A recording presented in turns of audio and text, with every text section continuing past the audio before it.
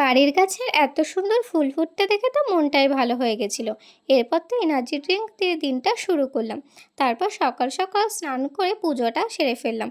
আর বাড়ির পাশেই ছিল একটা অন্নপ্রাশনের ইনভিটেশন, তারই জন্য রেডি হচ্ছিলাম।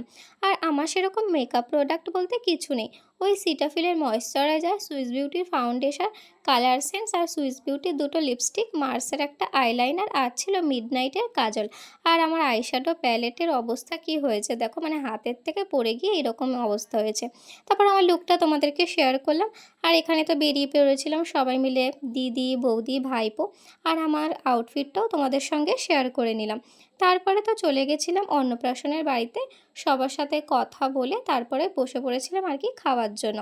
আর প্রথমেই দিয়েছিল লেবু, তারপরে ছিল মোচার চপ, আর সাথে ছিল আমলকির চাটনি। মানে আমি এই প্রথম কোনো অনুষ্ঠান বাড়িতে গিয়ে আর কি মোচার চপ পেলাম। এর আগে আমি কোনো অনুষ্ঠান বাড়িতে মোচার চপ পাইনি।